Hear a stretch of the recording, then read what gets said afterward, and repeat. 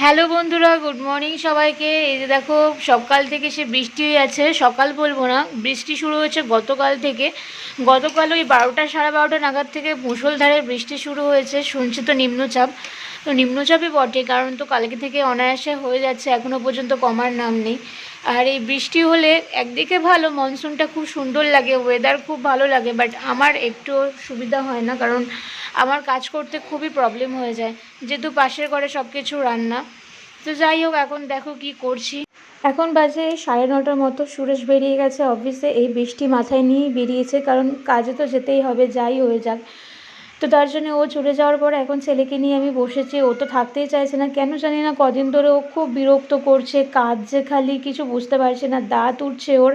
তো অনেকেই বলছে যে নতুন দাঁত উঠছে, তো তার জন্য হয়তো প্রবলেম করছে, মানে এত খ্যান খ্যান করে কাজ যায়, যেহেতু মাড়িটা ব্যথা করে ওদের।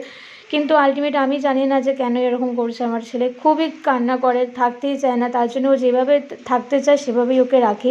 তো যাই হোক, এখন ওর আমি ব্রেকফাস্টটা তৈরি করে নিচ্ছি, তারপর ওকে খাওয়াবো। খাইয়ে অনেক কাজ পড়ে রয়েছে, আর যেহেতু বৃষ্টি পড়ছে আমি আর বাইরে কাজ করতে যেতে পারবো না।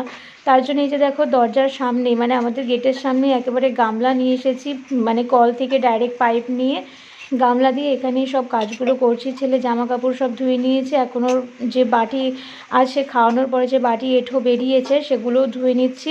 আর বাসনও আমি মেজে নিয়েছি আগে, সেগুলো আর আমি ক্লিপ নিয়ে দেখাইনি। তো যাই হোক, আমার কিন্তু স্নান হয়ে গেছে। সুরেশ থাকতে থাকতে আমি স্নান করে নিয়েছি, যেহেতু বৃষ্টিতে ভিজে ভিজে কাজ করেছি সকালবেলা, বাইরে যেহেতু কল, পাশের ঘরে রান্না, বারবার যাতায়াত করতে গিয়ে না আমি ভিজে গেছিলাম, ওই জন্য আমি স্নান করে নিয়েছি। কিন্তু আমাকে দেখে মনে হবে না, যেহেতু